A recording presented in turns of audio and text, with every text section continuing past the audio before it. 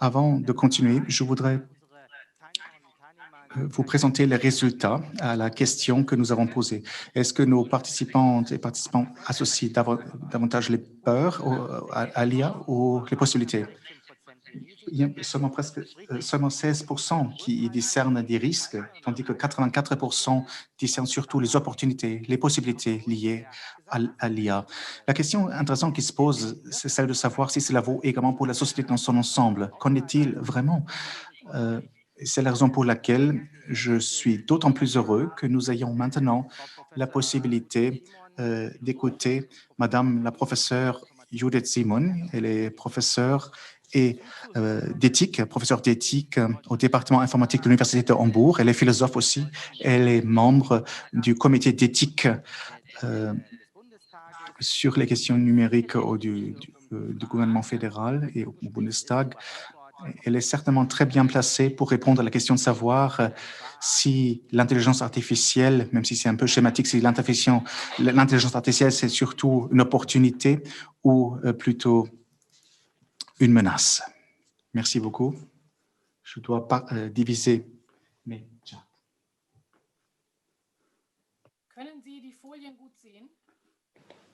Est-ce que vous pouvez maintenant voir mes diapos?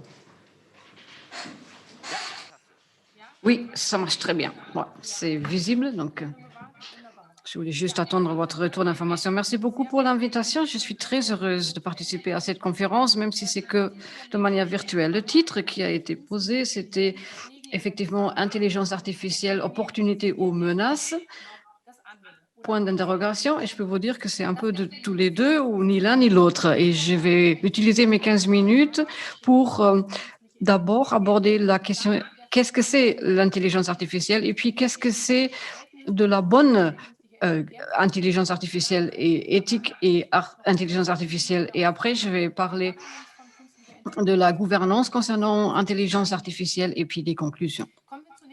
Bon, commençons avec cette question, qu'est-ce que c'est exactement l'intelligence artificielle?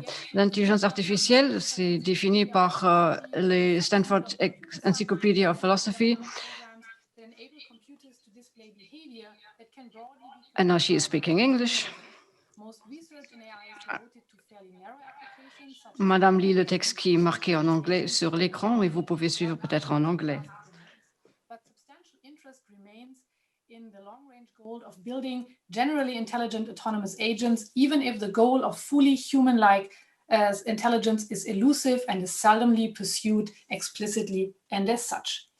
Diese Definition verweist... Bon, ça c'est la définition qui nous montre déjà une distinction qui est très importante et qui est abordée dans les tables rondes concernant l'intelligence artificielle, ce qui est l'intelligence forte ou faible. Donc, l'intelligence qui ne se distingue pas de l'intelligence humaine ou dépasse même l'intelligence humaine, restera une science-fiction. C'est pour ça que je vais me concentrer sur l'intelligence artificielle faible, des solutions techniques pour des sous-problèmes très spécifiques cognitifs, par exemple les traductions, la vision des ordinateurs ou certains systèmes techniques. Quand on regarde l'histoire de l'intelligence technique, on voit des bas et des hauts et maintenant on se trouve en plein été de l'intelligence artificielle. C'est pourquoi c'est ça le cas. Je crois que beaucoup de progrès qu'on voit ont à voir avec un développement autour du terme technique Big Data, des grandes données. Et vous voyez ici déjà que ce n'est pas seulement la quantité, le volume des données, mais d'autres caractéristiques qui caractérisent ces data et qui sont processed et les différents types de données. Et je voudrais parler un peu plus de cette distinction parce que c'est très important en ce qui concerne le cadre juridique. Sur cette image, vous voyez plein de sources de données. À gauche, en haut, vous voyez, malheureusement, les interprètes ne voient pas bien les images, une femme qui clique sur quelque chose et en cliquant, on est classifié entre hommes, femmes, fumeur, non-fumeur, quelqu'un avec un grand porte-monnaie ou pas. Et donc, on peut dériver d'autres caractéristiques de cela. Avec le portable, vous laissez des traces de données non seulement en ligne, mais le fait déjà que vous avez un portable qui se trouve à un certain lieu, à un certain moment, indique déjà où vous avez votre domicile, où vous travaillez et ce que vous consommez. Les données de consommation, de banque, ce que vous achetez, où vous achetez, ça, ce sont des traces des données que vous laissez dans ce système. L'État est également un porteur de données, si vous voulez, qui prend beaucoup de quantités de data de beaucoup de domaines du secteur de l'industrie, de transport, des sciences, de la médecine et ailleurs. Et quand on zoome dans le domaine de la médecine, juste pour prendre ça en titre d'exemplaire, le type des données sont très variés, des données des essais, des actes de patients, des données de capteurs médicales venant des différents hôpitaux, etc. Et le fait intéressant, c'est pas seulement que pour l'intelligence artificielle que ces données existent, mais le fait qu'on peut les analyser et on peut travailler sur la base de ces données pour les différents objectifs et on peut les utiliser pour ça. J'ai déjà parlé d'un des buts des online marketing, le marketing en ligne, les données qui sont utilisées pour vous fournir des publicité très personnalisée. Mais il n'y a pas d'acteurs européens ici. Il y a des grands géants Internet qui existent ici sur le plan. C'est des plateformes pour le trade ou des logiciels pour les recommandations. Les données sont utilisées également pour identifier les visages, les schémas ou pour des prédictions concernant votre possibilité d'achat. Pourquoi je vous dis ça? Quand on parle de l'intelligence artificielle, c'est font l'analyse statistique, mais pas seulement l'apprentissage autonome, avec l'objectif de classifier, de reconnaître des schémas et de soutenir des décisions qui sont prises sur la base des normes. Mais les exemples que j'ai montrés illustrent que c'était une complexité, un dynamisme énorme des technologies eux-mêmes d'un côté, mais d'autre part aussi le contexte dans lequel les techniques sont utilisées et développées. Et c'est ainsi les problèmes éthiques qui sont aussi très divers, ce qui a également des conséquences énormes pour chaque forme de gouvernance. Alors, l'éthique. Qu'est-ce que c'est intelligence artificielle bonne ou mauvaise? Tout d'abord, l'éthique pose la question de base, ce qui est bien ou mauvais. Ou pour dire autrement, est-ce qu'on devrait faire, ne pas faire ou pour quelles raisons? Et si on utilise ça pour les questions liées à l'intelligence artificielle, on peut se demander est-ce que c'est une bonne ou une mauvaise artificielle ou qu'est-ce qu'on devrait faire ou pas faire avec l'IA ou pour quelles raisons? La bonne intelligence artificielle nécessite une bonne technologie, mais cette qualité technologique et scientifique est nécessaire, mais pas encore suffisant pour avoir une IA éthiquement bien. Mais même si la technologie serait parfaite, pour les différents contextes, pour des raisons éthiques, ce serait nécessaire de voir l'IA, de ne pas voir l'IA ou n'utiliser pas l'IA pour un certain contexte. Et je voudrais illustrer ça dans un contexte qui a été beaucoup discuté dans les débats éthiques, mais aussi dans la communauté de l'apprentissage autonome. Ça, c'est Compass, un logiciel qui a été utilisé ou qui est utilisé aux États-Unis pour faire des prédictions sur la probabilité de quelqu'un qui a été un délinquant qu'il va commettre un autre crime sur la base des données différentes.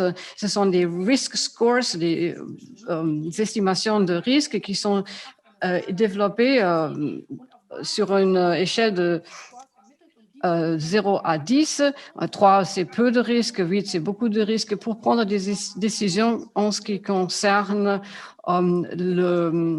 l'avenir d'une personne qui a commis un crime.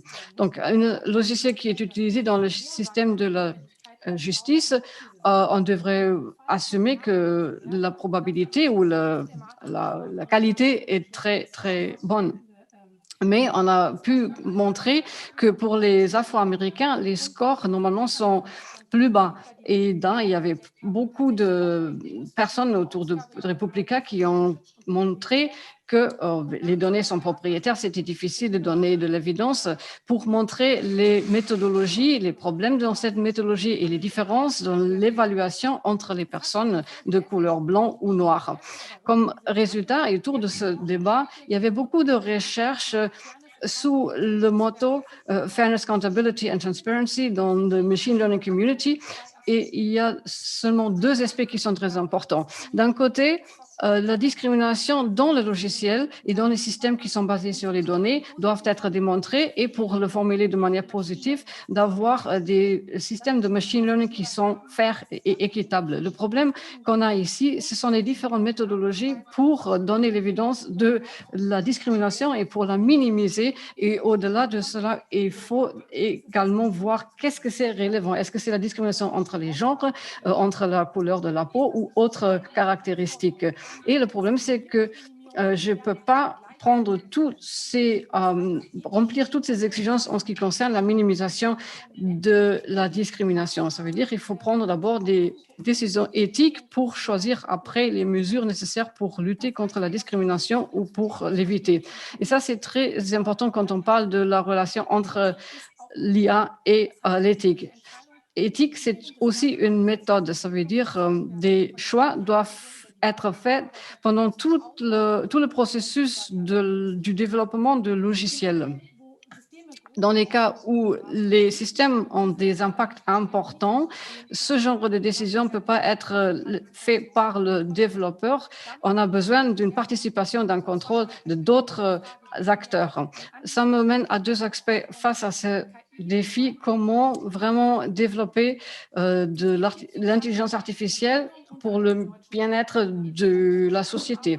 Donc, il y a beaucoup de publications de la Commission sur l'éthique, mais aussi de la communauté sur l'IA et pour la Commission européenne qui ont vraiment publié beaucoup d'avis sur ces différents aspects. Mais ce qu'on peut prendre comme résultat pour la gouvernance concernant le big data et l'intelligence artificielle, il faut des outils et des acteurs différents si on veut vraiment avoir la transparence, la traçabilité, la protection de la sphère privée, l'équitabilité de ces logiciels. Donc là, il faut utiliser les différents leviers qui doivent être combinés et qui consistent en juridiction, mais aussi l'auto-engagement des sociétés, governance et recherche étaient les deux aspects que j'ai déjà mentionner donc de quelle manière les différents chercheurs ou développeurs peuvent déjà contribuer à la réalisation de certaines valeurs pendant le développement de ce logiciel, quel est le rôle de l'éducation, de la formation, de la situation sociétale d'une personne qui travaille dans ce domaine, etc. Ça me mène à mes conclusions. Le défi pour une bonne intelligence artificielle est très varié. On a des problèmes qui sont créés sur la base des données en ce qui concerne la surveillance, le manque de transparence et la traçabilité pour différentes raisons, parce que c'est un système très complexe, vu le fait qu'ils sont propriétairement protégés et pour d'autres raisons. Les problèmes qui peuvent être créés, qui ont leur origine déjà dans les données ou dans la sélection méthodologique, mais aussi dans la société elle-même, si les données montrent déjà ou reflètent déjà des discriminations de la société, dans ce cas-là, ils vont aussi faire partie des systèmes de prise de décision. Et pour contre-agir ici, il faut avoir les différents acteurs et des méthodologies au-delà des systèmes parce que les problèmes qui se miroitent dans la technologie ont quand même leur origine dans la société. Les données personnelles sont particulièrement importantes et sont relationnelles. Qu'est-ce que je veux dire par cela? Si j'ai un outil, par exemple, je dis par exemple que j'ai un bonus de mon assurance si je livre mes données, donc mon bonus va être le malus d'une autre personne dont les données permettent d'avoir un diagnostic plus négatif pour cette personne. Donc mes données sont toujours en relation avec les données d'autres personnes. Dernier point, sous le manteau de solidarité, méritocratie et l'évaluation de notre vie quotidienne. Un point que je voudrais évoqué ici. Il ne faut pas seulement se faire des considérations au cas où l'IA ne fait pas ce qu'elle devrait faire, où il y a des fautes dans les discriminations ou autres, mais même dans le cas où ça fonctionne bien. La question qu'il faut se poser toujours, c'est aussi si chacun va recevoir ce qu'il mérite ou si une vision européenne en ce qui concerne une IA qui est confidentielle implique également le système de la solidarité. Merci de votre attention et je ne partagerai plus mon écran avec vous. Merci beaucoup. Vielen Dank, liebe Frau Professor Simon, für Ihre wirklich knappe Zusammenfassung für ein eigentlich kompliziertes Thema. Merci, Madame la professeure, pour votre résumé assez concis concernant la question de savoir s'il peut y avoir une bonne et une mauvaise intelligence artificielle. Permettez-moi de vous poser immédiatement une question sur votre exposé. Est-ce que c'est un système autorégulateur? Est-ce que les consommateurs choisissent automatiquement un produit ou un service qui correspond à leurs valeurs éthiques? Ou est-ce que c'est plutôt quelque chose qui requiert une réglementation, une régulation exercée par l'État? Je considère que c'est l'un des secteurs clés où le marché ne s'autorégule pas parce que on utilise des systèmes qui fonctionnent le mieux et les systèmes fonctionnant au mieux, ce ne sont pas forcément les systèmes équipés des meilleurs mécanismes de protection. Souvent, on perd le contrôle sur ces données en ligne. Donc, je ne pense pas que le marché dans notre domaine puisse s'autoréguler. Il faudrait instaurer un marché pour des systèmes ou des services particuliers où les consommateurs peuvent payer plus pour l'utilisation de certains outils s'ils fonctionnent bien, mais cela ne doit pas avoir pour effet que seul celui ou celle qui peut se le permettre puisse également faire valoir ses droits fondamentaux. Ça n'irait pas. D'accord. Avez-vous un exemple? Par exemple, lorsqu'on se demande si ce sont des domaines clés qu'il faut réguler ou si les marchés peuvent les réguler, je me demande sur cette toile de fond s'il y a selon vous des exemples de technologies comparables où nous disons que là, nous sommes déjà intervenus par le passé. Là aussi, nous devons fixer un cadre réglementaire, un cadre éthique que le marché ou les personnes n'ont pas pu établir.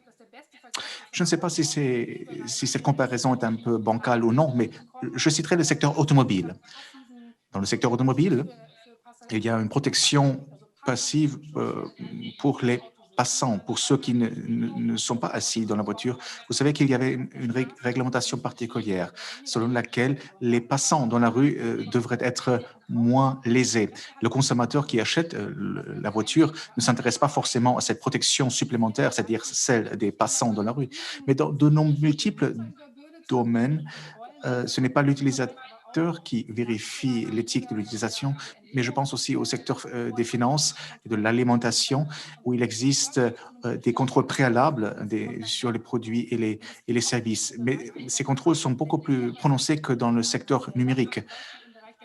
Je pense aux services Messenger, les services de messagerie qui qui assurent le respect de la vie privée.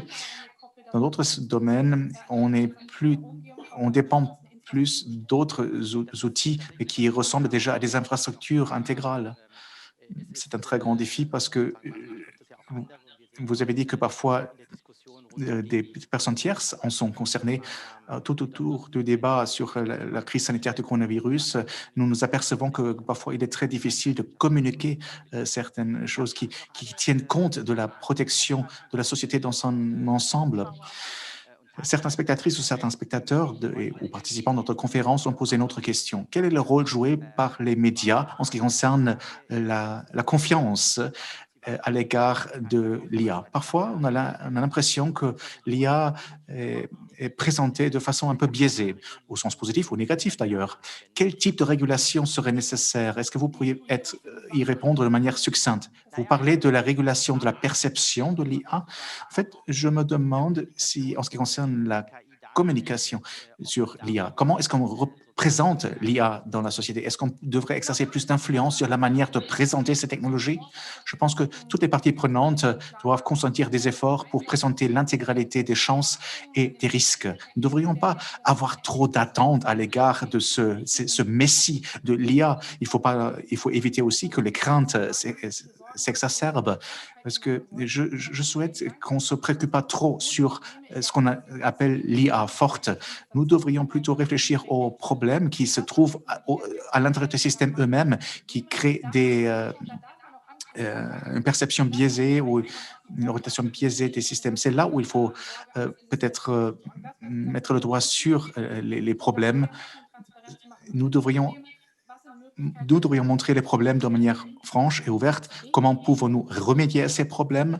Et nous ne devrions pas nous concentrer trop sur les dystopies ou les utopies qui, dans un avenir trop lointain. C'est d'ailleurs un domaine qu'on associe souvent à la science-fiction, effectivement.